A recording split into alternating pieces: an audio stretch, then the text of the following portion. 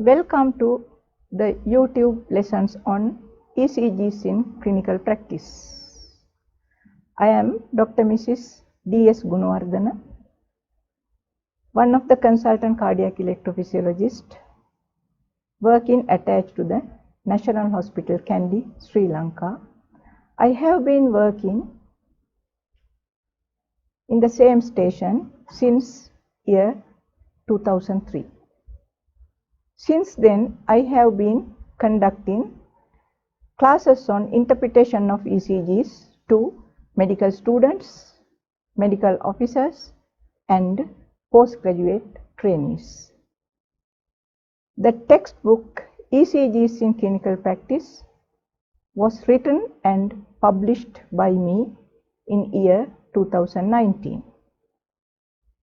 Material in this YouTube lecture series are from ECGs in Clinical Practice. I hope this YouTube lecture series will help you interpret ECGs.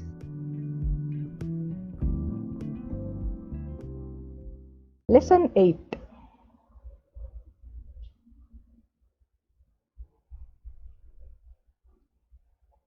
Bradyarrhythmias.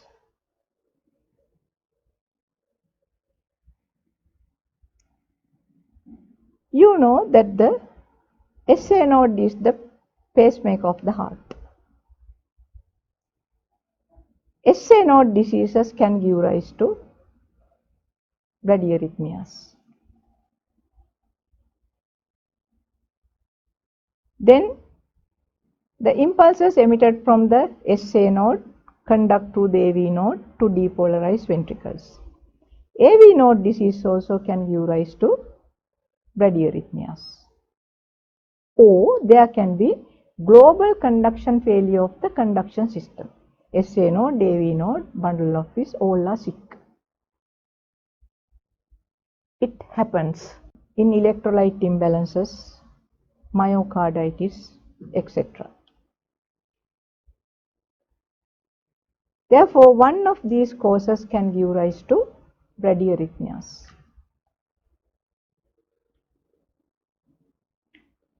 SA node disease, also termed sick sinus syndrome.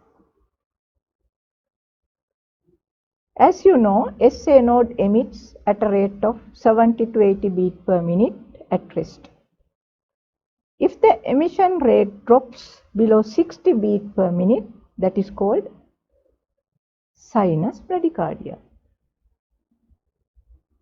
Sometimes this SA node stops emission of 1 or 2 beats. That means whole cardiac cycle is missing. It gives rise to short pauses. Those are called sinus block. Those are called sinus blocks. Now, if we go through this rhythm strip, now look at normal sinus rhythm, a pause without P wave or QRS complex. Then again normal rhythm, another pause. This is called sinus pause. Now the duration of this pause is as twice as the normal RR interval. Therefore, a sinus pause, duration of a sinus pause is a multiplicity of the normal RR interval, because only 1 or 2 cardiac cycles are missing.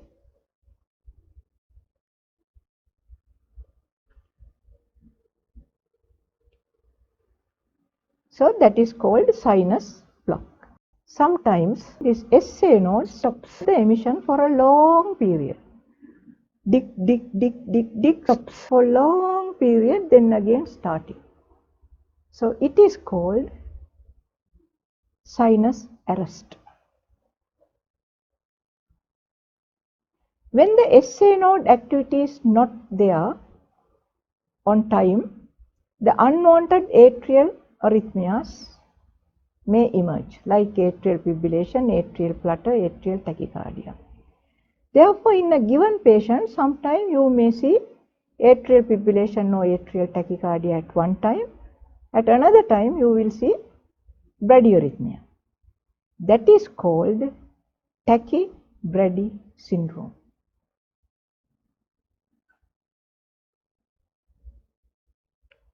Now these are the multiple sinus poses.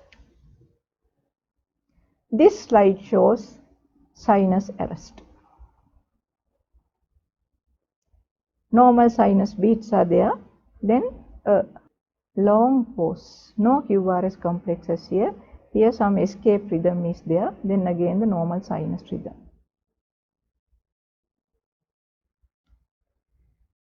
What does chest leads show?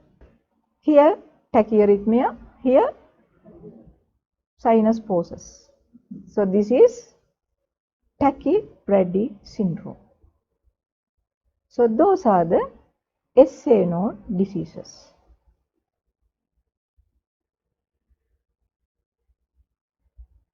AV node diseases. The mildest form of AV node disease is called first degree AV block.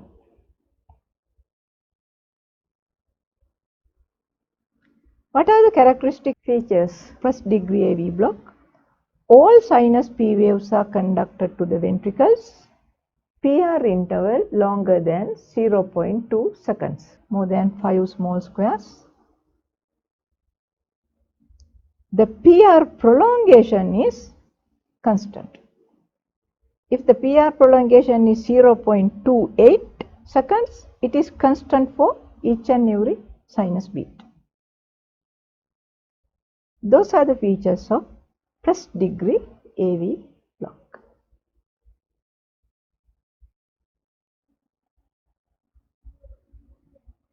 Now this ECG shows first degree AV block. PR interval is around 0.28. It is constant for every beat.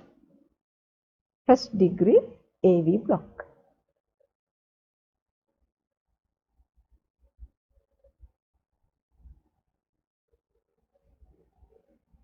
Second degree AV block.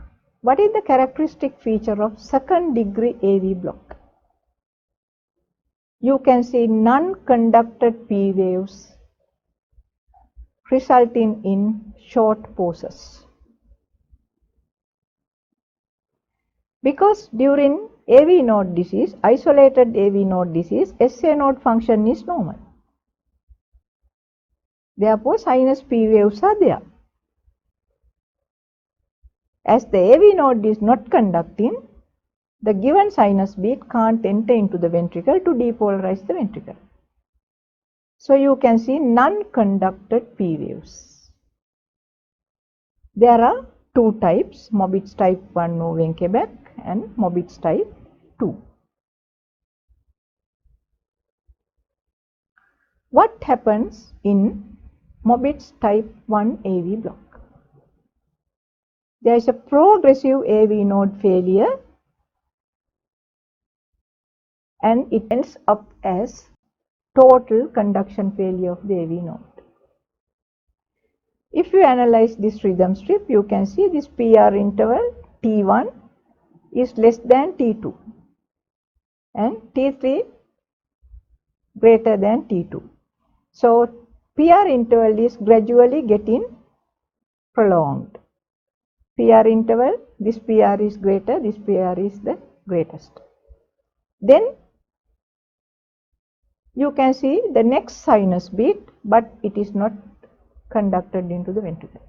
Therefore, during the pause, you can see the non-conducted sinus P wave.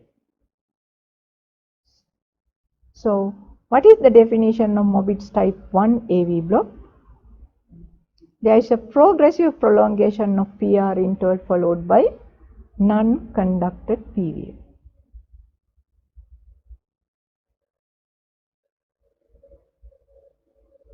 Mobitz type 2 AV block.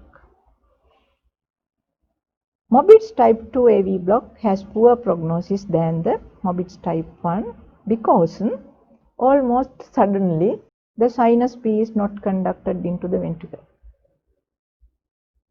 It's an unexpected thing. If this AV node failure repeatedly occurred with the subsequent beats, what will happen? There is no ventricular depolarization. Therefore, it has poor prognosis. So look at normal sinus beats, non-conducted sinus P wave, then again the rhythm is normal. This is called Mobitz type 2 AV block.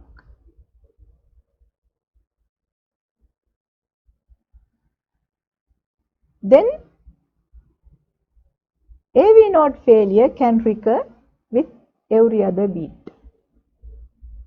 So this sinus P wave is conducted into the ventricle with normal PR interval. Then the next sinus P is not conducted. Therefore, there is a pause. Then this sinus beat again conducted and depolarized the ventricle. This one not. This is conducted, this one not. This is conducted, this one not. So there is bradycardia because there are non-conducted P waves. This is called 2-to-1 AV block. So AV node allowed to conduct only every other sinus P wave.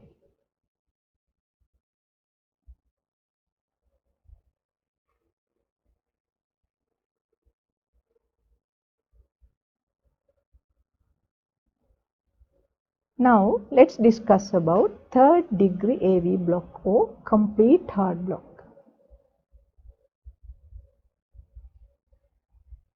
During third degree AV block, the AV node is in total conduction failure.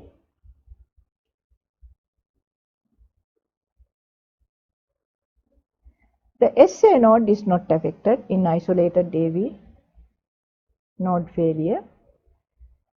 The SA node emits electrical impulses and it depolarizes the atria, but they can't enter into the ventricle. Ventricular depolarization occurs from electrical impulses emitted from either the bundle of His or the rest of the ventricular conduction system. But as you know, the automaticity of the conduction system below the AV node is not that great. Therefore, the ventricular rate drops below 40 beats per minute because of this poor automaticity of ventricular tissues. The atrial depolarization occurs independently. The ventricular depolarization occurs independently. Therefore, there is no association between sinus P waves and QRS complexes. If you analyze such a ECG,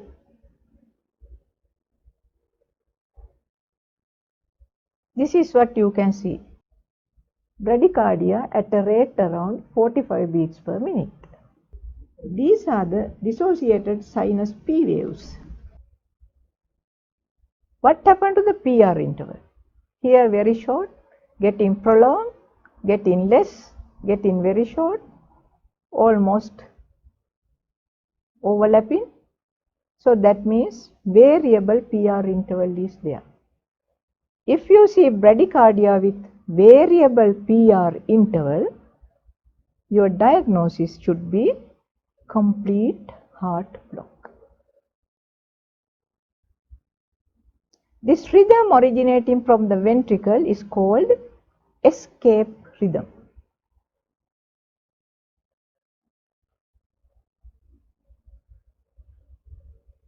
So in this ECG, the escape QRS complexes are narrow. Therefore, they originate from bundle of His. Sometimes you will see broad escape rhythm in complete heart block. Those beats originate from the conduction system below the bundle of His. either from bundle branches or from the His-Purkinje system.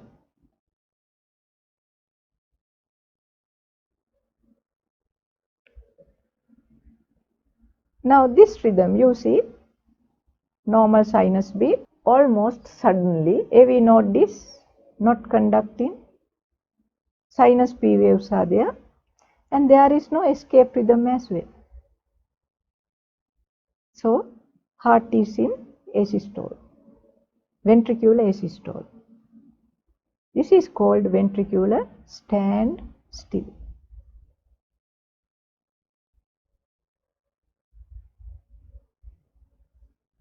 Ventricular standstill. Ventricles are in asystole. Patient is in cardiac arrest.